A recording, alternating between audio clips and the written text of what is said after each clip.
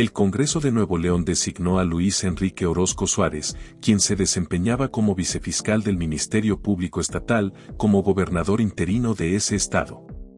Orozco Suárez entrará en funciones el 2 de diciembre, cuando el gobernador electo Samuel García Sepúlveda comience su periodo de licencia para buscar la candidatura de su partido, Movimiento Ciudadano, por la presidencia de México. García Sepúlveda esperaba que una persona vinculada con su gobierno y con su partido asumiera el interinato, pero el Congreso de Nuevo León tomó una decisión diferente y designó a Orozco Suárez. Orozco Suárez fue vicefiscal del Ministerio Público de la Fiscalía de Nuevo León. Tuvo exposición mediática a escala nacional en 2022 en medio de las investigaciones por la desaparición y muerte de la joven Devani Escobar, ocurrida en abril de ese año. La designación de Orozco Suárez la tarde de este miércoles, 29 de noviembre ocurrió en medio de un zafarrancho en el Congreso de Nuevo León, provocado por una multitud de personas que ingresó a la fuerza a las instalaciones legislativas y la presencia de humo en el salón de sesiones. Al filo de las 9 de la noche, no se habían reportado más incidentes violentos ni personas lesionadas.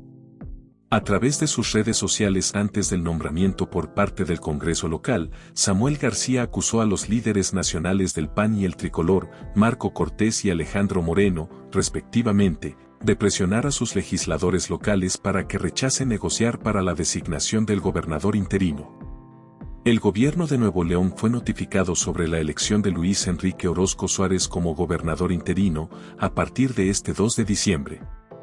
La oficial mayor del Congreso, Armida Cerrato, se presentó a la Consejería Jurídica del Gobierno de Nuevo León para entregar el acuerdo aprobado recientemente. Sin embargo, las oficinas se encontraban cerradas a pesar de ser horario laboral.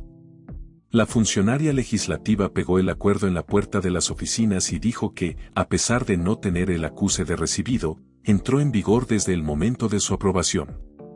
Dijo que a partir de este 30 de noviembre, el gobierno de Nuevo León tiene 10 días para publicarlo en el Diario Oficial del Estado y en caso de no hacerlo, se publicará en la Gaceta Parlamentaria.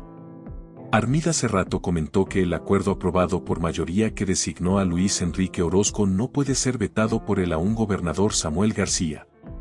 La telenovela jurídica entre los diputados panpriistas de Nuevo León y Samuel García, gobernador del mismo estado, parecería haber concluido con un triunfo de este último y asegurado una candidatura a la presidencia del país. Salvo una sorpresa de último momento, García será el tercer pasajero en la boleta electoral, en compañía de Claudia Sheinbaum, candidata de Morena, y Xóchitl Gálvez del Frente Opositor PAN, Tricolor y PRD. ¿Qué modifica la incorporación del peculiar gobernador a una contienda que hasta ahora parecía centrada en dos mujeres y en el pulso que a lo largo del sexenio existió entre el oficialismo y la oposición? ¿Conseguirá Movimiento Ciudadano convertirse en una tercera fuerza viable electoralmente o quedará exhibido a un resultado muy por debajo de sus pretensiones? Para empezar, habría que diferenciar el efecto Samuel García en términos mediáticos y en términos político-electorales. Hasta ahora su presencia en las encuestas de intención de voto sigue siendo relativamente discreta. No irrelevante, pero según la gran mayoría de ellas todavía no llega a los 2 dígitos, entre 5 y 8 puntos. Incluso con esos números podría ser un margen decisivo si se tratara de una contienda muy cerrada, pero hasta ahora no es el caso. Con todo, la presencia de Samuel García no es una buena noticia para Xóchitl Gálvez, la candidata de la oposición. Poco o mucho, lo que obtenga el candidato haría mella en la necesidad que tiene Xóchitl de atraer a los votantes independientes, a los menos politizados, a los ciudadanos descontentos con el obradorismo pero poco simpatizantes de los panistas. No significa que Samuel le esté quitando los votos que ya tiene, entre 25 y 28%, sino que los estaría captando del fondo de indecisos y de jóvenes que votarán por vez primera, que la hidalguense necesita si quiere tener una oportunidad. Recordemos que el voto promorenista ronda un 50%, sumado al de sus aliados, puntos más puntos menos. Esto significa que Xóchitl requiere todo lo demás para ganar. Difícil como era, la presencia de Samuel lo hace aún más complicado. Ahora bien, en términos mediáticos García es otra historia. Por un lado, es la noticia de la semana en materia electoral, sus 15 minutos de fama, otorgados por una cobertura un tanto aburrida por la larga confrontación entre Claudia y Xóchitl. ¿Cuánta de esta espuma provocada por la atención del momento se traducirá en un repunte en las encuestas? Lo sabremos pronto. En un mal escenario, para él, la novedad pasa sin dejar mayor rastro. En uno bueno, se pone en la ruta para alcanzar el 15% al que MC aspira para convertirse en una fuerza política respetable a nivel nacional. Y, desde luego, están los sueños desbocados de su círculo cercano que pretende desbancar a Xóchitl de la segunda posición. Y justamente porque esa es su consigna es que Samuel se vuelve doblemente peligroso para la panista. No enfilará sus baterías en contra de la candidata oficial, Claudia Sheinbaum, sabiendo que no están allí ni sus potenciales votantes ni tiene posibilidades de desplazarla del primer lugar. No, los ataques de Samuel se centrarán en Xóchitl. Y, como bien dice Carlos Puig, la bronca entre el segundo y tercer lugar siempre favorece al primero. En suma, me parece que el factor Samuel no viene a cambiar nada sustantivo de la próxima elección, porque simplemente acentuaría lo que, a mi juicio, iba a suceder por las muchas variables tan favorables a Claudia Sheinbaum: altos niveles de aprobación de la 4T, mejoría de la economía, presencia territorial de Morena, dificultades para consolidar una propuesta opositora en una alianza tan forzada, entre otros. Pero a mediano plazo, en cambio, la irrupción de Samuel García envía señales de que algo está a punto de cambiar. Hasta ahora los candidatos en México habían utilizado las redes sociales, pero no eran esencialmente producto de las redes.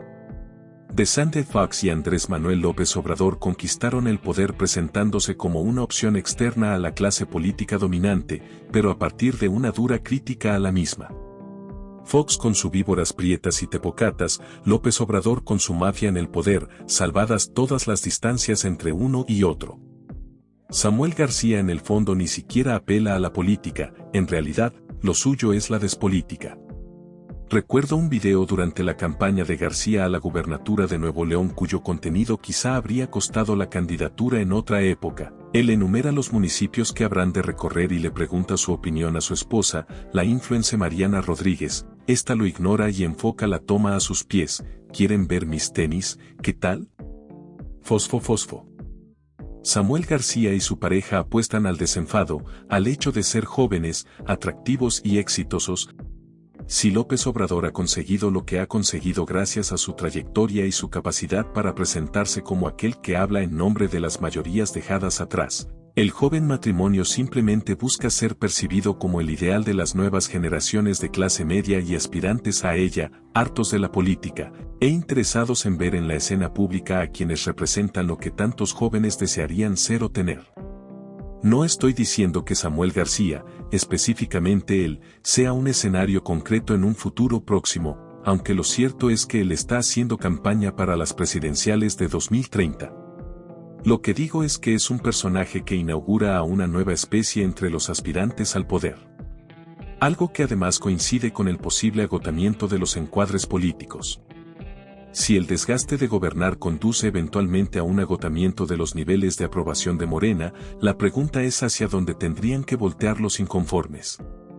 Algo me dice que difícilmente el Partido Revolucionario Institucional y PAN están en condiciones de ofrecerse como alternativa política para un votante de las nuevas generaciones. Lo más probable, y preocupante, es que la mirada de muchos se dirija a personajes salidos de la nada, fotogénicos y desparpajados, jóvenes y exitosos, intensamente mediáticos, atractivamente frívolos. Por eso es importante monitorear a fondo lo que vaya a suceder con la candidatura de Samuel García. Cuánto va a crecer o no, de dónde salen los votos, la reacción a sus mensajes y la naturaleza de los mismos. Un laboratorio de observación de un posible y preocupante futuro. Hace 8 años, en el 2015, Samuel García y Mariana Rodríguez comenzaron a andar luego de un par de mensajes por Facebook. Él tenía 27 y ella 19. Se conocían dentro del reducido mundillo de la aristocracia regia, con sus particulares cánones y códigos implícitos. Salieron por primera vez en Puerto Vallarta. Cena y antro, comida al día siguiente y un aventón al aeropuerto. Una semana después, ya eran novios. Ellos mismos, con distintos matices, cuentan su historia en múltiples publicaciones de las redes. Uno de los tristemente más célebres fue en Instagram, el 19 de febrero de 2020, respondiendo a la pregunta de sus seguidores, ¿cuánto estuvieron hablando antes de que anduvieran formalmente? Mariana responde, 1 semana, a lo que Samuel replica, 7 días, facilona, piruja, y lejos de molestarse, Mariana, riéndose, dice, no se aguantó.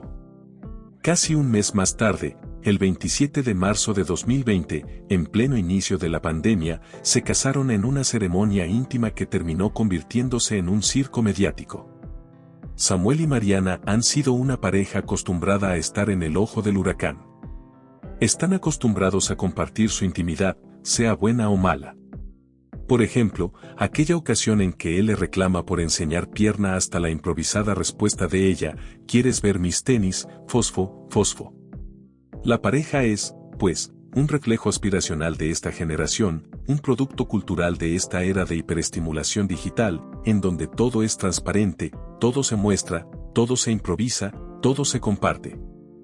Son electoralmente peligrosos porque están hablándole a un sector clave. Casi todos los menores de 30 años se identifican con la pareja, aunque no necesariamente votarán por ella. Esta es una campaña dúo. Samuel no vale nada solito, van en paquete, pero los entienden, les hacen gracia y sienten abierto un canal de comunicación.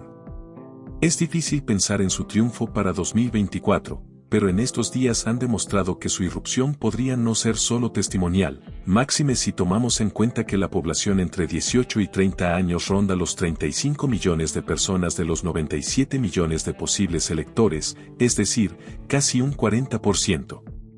Quizás sea esa la razón por la que el Frente Amplio comienza a preocuparse y a enfrascarse en un pleito estúpido con Movimiento Ciudadano. La acusación de que son esquiroles de la 4T y que van a dividir el voto de la oposición ya no da mucho más.